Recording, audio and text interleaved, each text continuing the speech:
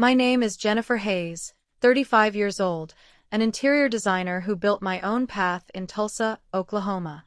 It was a Tuesday night when my phone buzzed with a text from Mom that stopped me cold. Don't call or come over. We're done. My heart sank, but I didn't cry or beg. I typed back 2 words. Got it. That was it. Years of pouring my heart and money into my family, covering Mom's medical bills, bailing out my brother's debts, keeping their restaurant afloat, gone in one text. I'd always been the odd one out, the one who chose design over their family business, the one they never saw as enough. But that text, it was a line in the sand. I wasn't going to chase them. By midnight, my phone was blowing up. Missed calls, voicemails, texts piling in. Mom's number flashed again and again, then my brother's, even Dad's.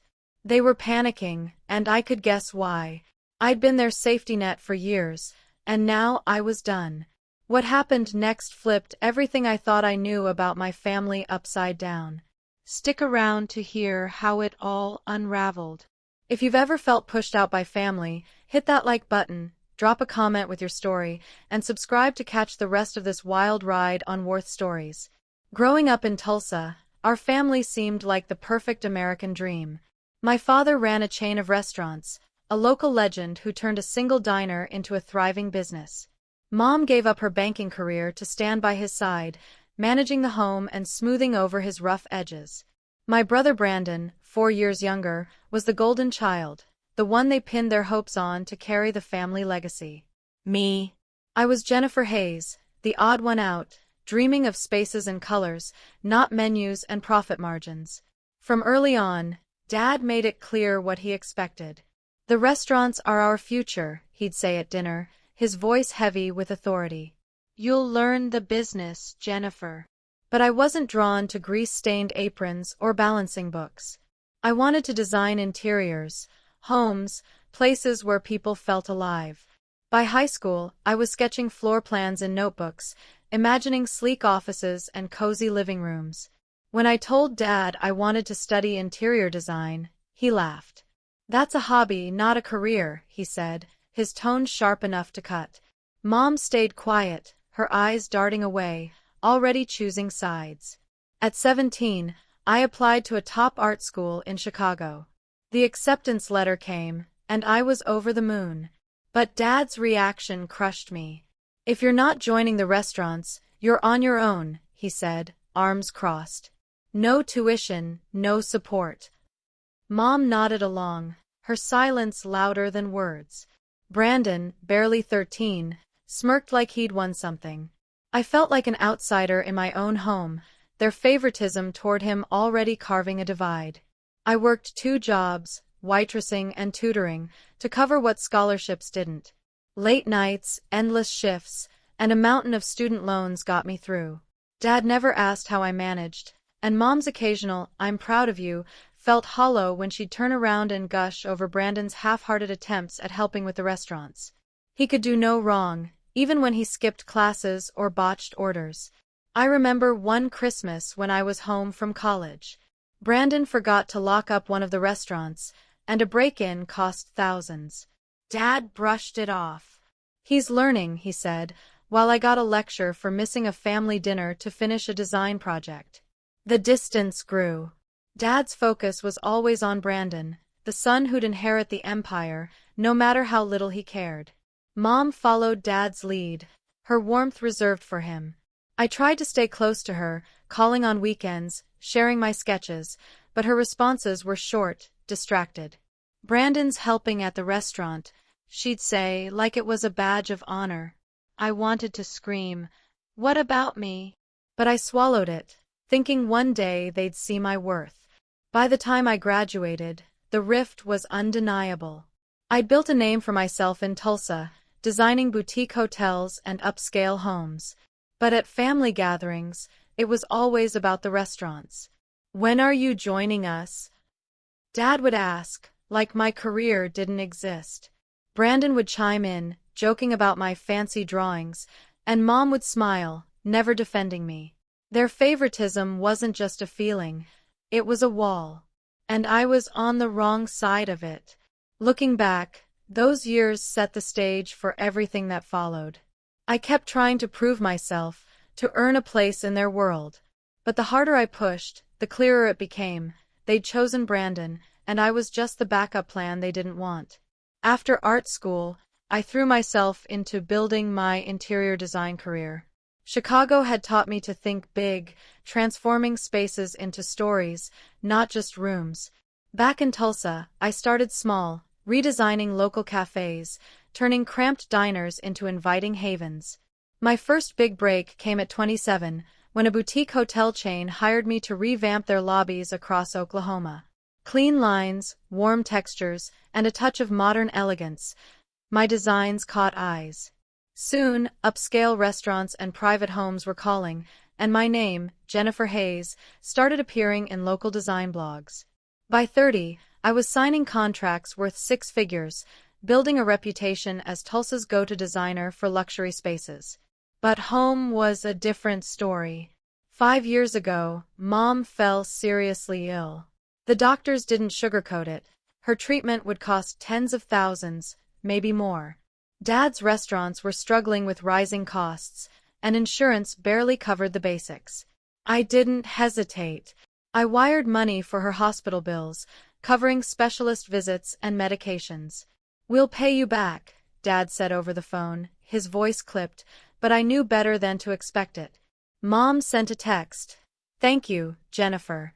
But that was it. No calls, no real gratitude. It stung, but I told myself it was for her health, not their approval. Then there was Brandon. My brother, barely out of his 20s, had started a side business, a food truck venture that tanked within months. He'd racked up debts, maxed out credit cards, and couldn't cover his share of the family restaurant expenses. Dad called me one evening, his tone all business. "Brandon needs help," he said, like it was my job to fix it. I sent the money, $30,000 to clear his debts and another $20,000 to keep the restaurants afloat. Brandon never said thank you. Instead, at a family barbecue, he bragged about turning things around himself, as if my money hadn't saved him. Dad clapped him on the back, proud, while I stood there, invisible. I kept giving. When one of the restaurants needed new equipment, a walk-in fridge that cost a fortune, I covered it. When Mom's treatment required a specialist in Dallas, I paid for the travel and consultations. Each time, I hoped they'd see me, really see me, not just as a checkbook. But at family dinners, the talk was always about the restaurants, Brandon's potential, or Dad's plans for expansion. My work. Barely a mention. Once, I shared a magazine feature about my hotel designs, thinking Mom might be proud. She glanced at it and said, "That's nice, but Brandon's working so hard at the restaurant." I forced a smile, my chest tight with disappointment. The pattern wore me down. I'd call Mom to check in, hoping for a real conversation, but she'd pivot to Brandon's latest idea or Dad's stress. Dad never asked about my projects, only calling when they needed something.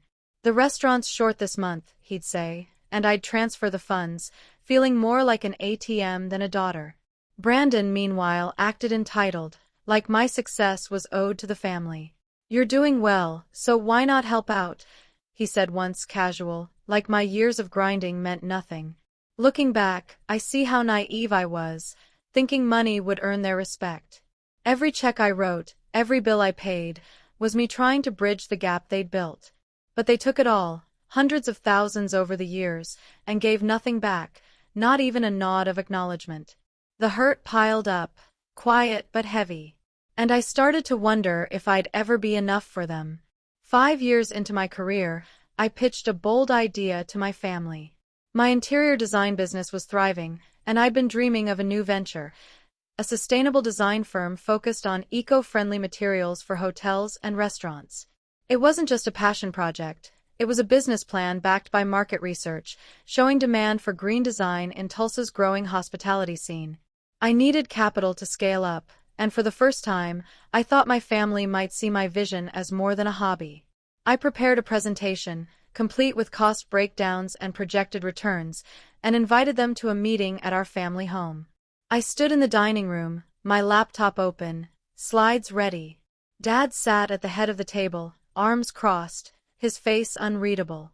Mom hovered nearby, setting out coffee, avoiding my eyes. Brandon slouched in his chair, scrolling on his phone, barely paying attention.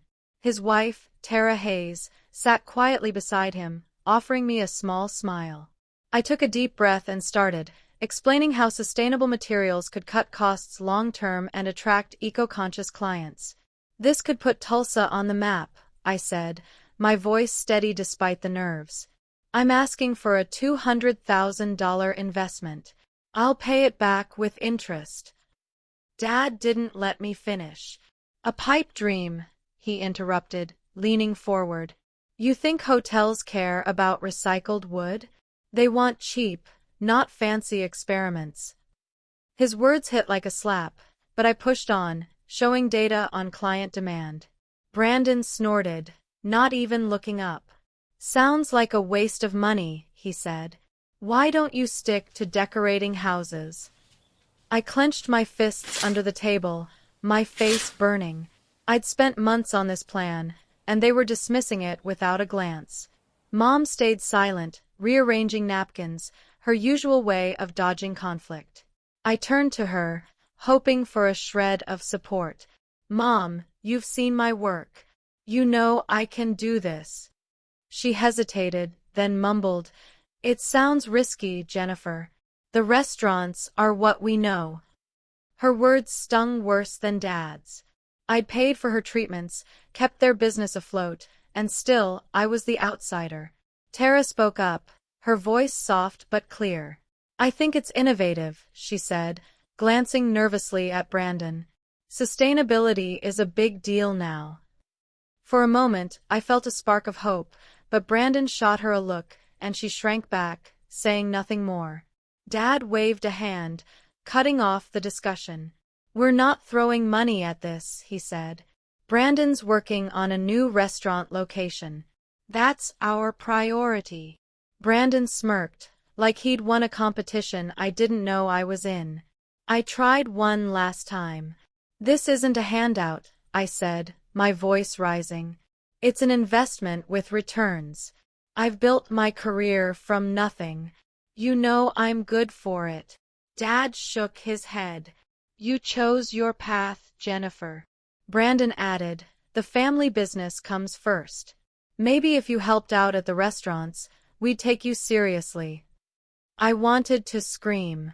I'd given them hundreds of thousands, bailed them out repeatedly, and they still saw me as a kid with a sketchbook.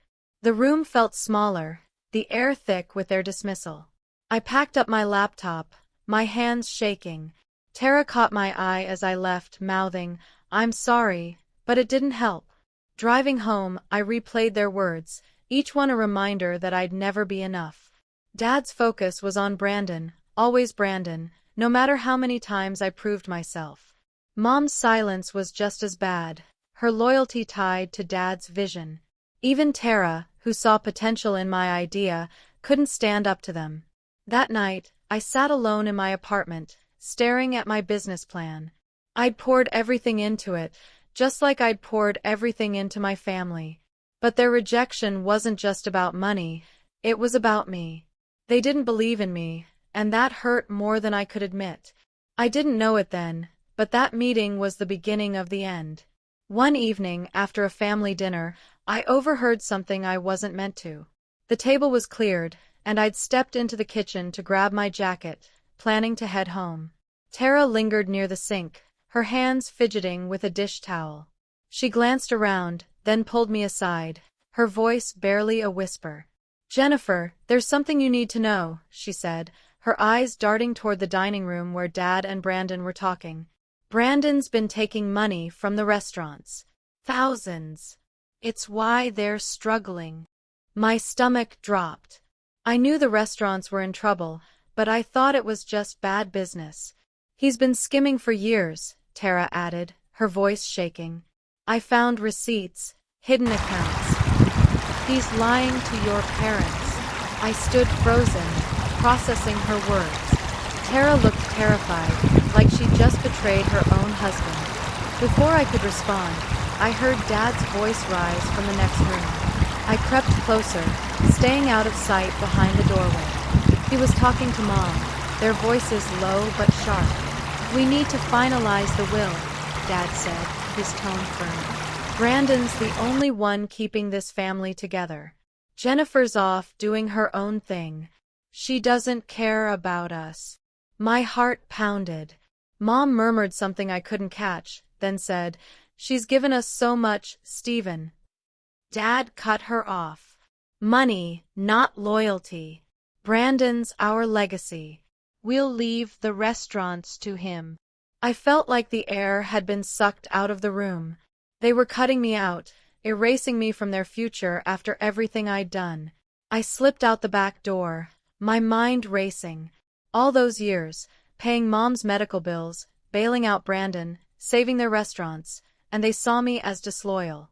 I drove home in a haze, replaying Tara's confession and Dad's words. Brandon's theft explained the constant cash shortages, the late vendor payments I'd covered. And yet, they were choosing him, rewarding him. The betrayal burned, but I wasn't ready to confront them. Not yet. The next morning, my phone buzzed with a text from Mom. "Don't call or come over. We're done." The words hit like a punch. I stared at the screen, my hands trembling. This wasn't just about the will. It was personal. Mom, the one I'd always been closest to, was shutting me out. I typed back, "Got it," and hit send before I could overthink it. My fingers hovered over the call button, but I stopped. No more chasing, no more pleading. If they wanted me gone, I'd give them exactly that. I opened my banking app and canceled every recurring payment I'd set up for them. Mom's medical expenses? Gone. Brandon's debt payments? Stopped. The restaurant's utility bills? No longer my problem. I'd spent over $300,000 keeping them afloat, hundreds of hours working to fund their lives, and they'd thrown it back in my face. Cutting those ties felt like shedding a weight I'd carried for years. But it also hurt. I wasn't just cutting off money. I was letting go of the hope that they'd ever see me. As I sat there, staring at the confirmation emails for the canceled transactions, I felt a mix of relief and rage. Tara's words kept echoing. Brandon's theft, hidden for years. How long had they known? Had Mom and Dad covered for him, or were they clueless? Either way, their choice to favor him over me was clear. I thought about calling Tara, asking for more details, but I didn't. She'd taken a risk telling me, and I wasn't sure where her loyalties lay. That night, I lay awake, the text from Mom burning in my mind. "We're done." It wasn't just a message, it was a declaration. They'd chosen their side, and I wasn't on it. But I wasn't the same girl who'd begged for their approval. I'd built my life without them. And now, I'd protect it.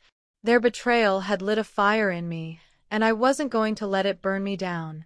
By midnight, my phone was a storm of notifications. Missed calls, voicemails, texts. Mom's number flashed first, then Brandon's, then Dad's. They must have realized I'd cut off the money. I didn't answer. I sat on my couch, staring at the screen, each buzz tightening the knot in my chest. After years of being their safety net, I'd pulled the plug, and they were unraveling. Brandon's first voicemail was venomous. "You think you can just walk away, Jennifer?" he spat. "You're selfish, leaving us high and dry like this." Selfish? I nearly laughed. I'd paid off his debts, propped up the restaurants, and he had the nerve to call me selfish. His next message was worse. "You'll regret this," he said, his voice low. "We'll take legal action if we have to." I deleted it, my hands steady but my heart racing. Legal action for what? Saving them from his mess for years? Mom's texts came next, a flood of guilt trips. "How could you do this to me, Jennifer?" One read. "After everything I've been through, you're abandoning your own mother." Another, "I raised you better than this." I stared at those words, her attempt to twist the knife. She'd always known how to pull at my heartstrings, reminding me of the late-night talks we used to have, the ones I thought meant something. But now it felt like manipulation, not love. I didn't reply. I couldn't let her words drag me back. Dad's call came at 1 a.m.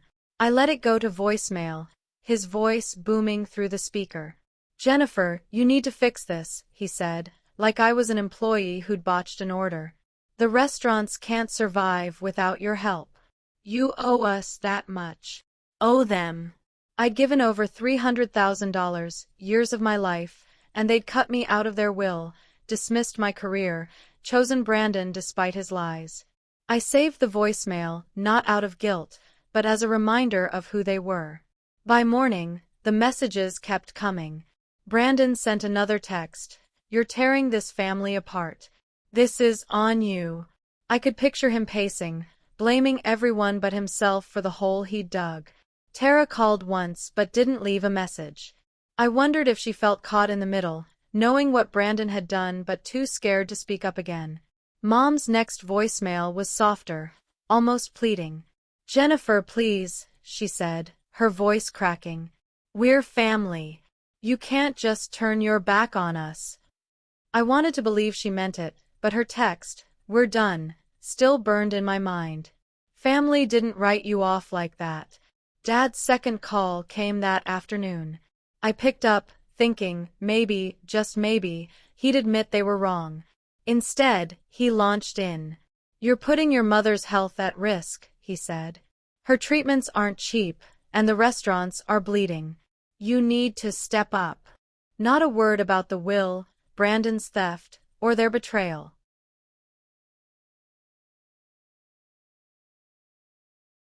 I gripped the phone, my voice calm but cold. "I've stepped up for years, Dad. I'm done." He paused, then said, "You'll change your mind when you see what this does to us."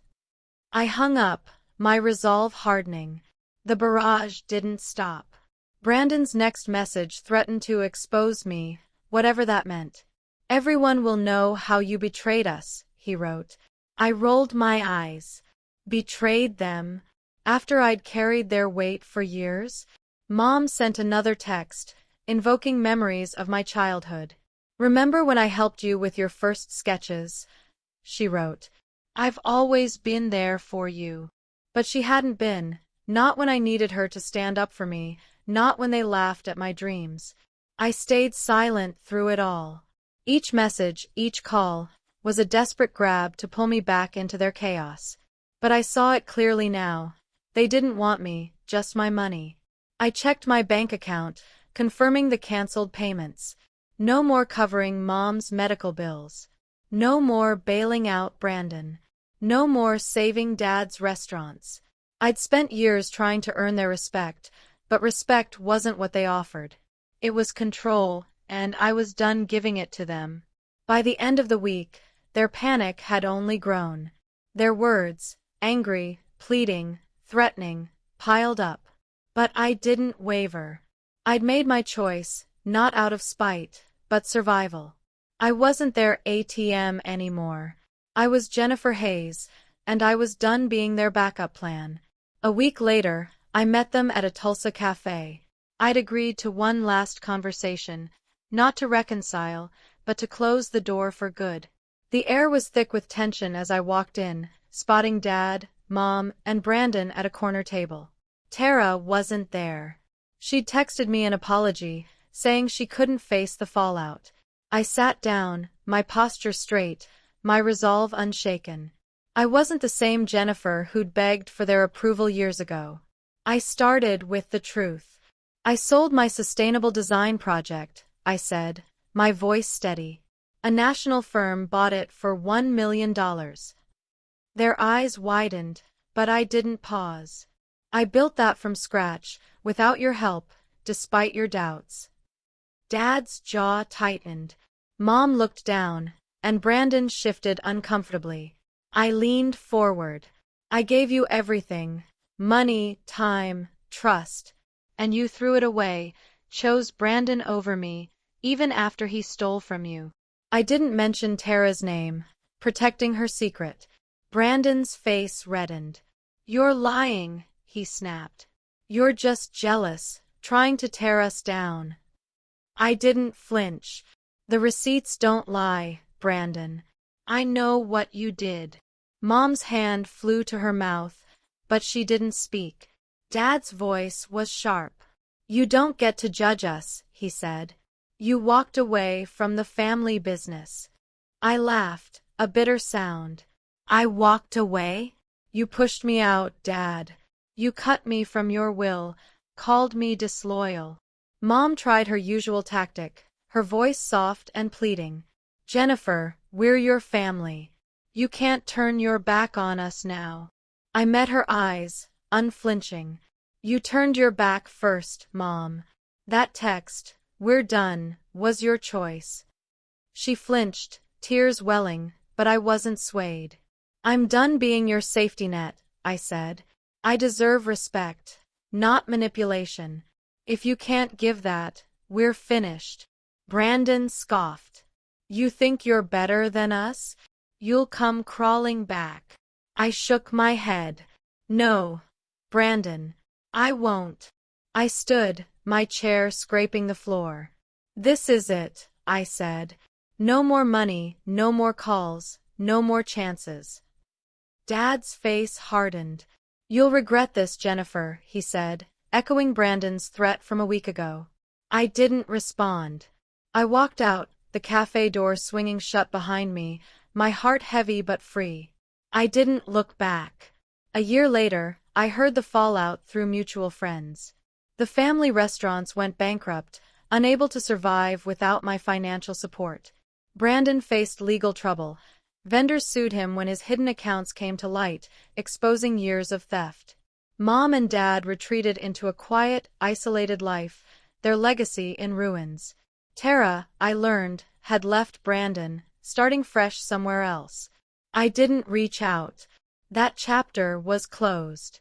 I moved forward, pouring my energy into my design firm. The sale of my project gave me the freedom to expand, hiring a team, taking on international clients. My life wasn't perfect, but it was mine, built on my terms, not theirs. I found peace in setting boundaries, in choosing myself over a family that never chose me. The pain of their betrayal lingered, but it no longer defined me. Looking back, I learned something vital. Respect starts with yourself. I spent years trying to earn their love, thinking I had to prove my worth. But no amount of money or sacrifice could change how they saw me. Setting boundaries wasn't selfish, it was survival. It taught me to value my own worth, to walk away from those who don't.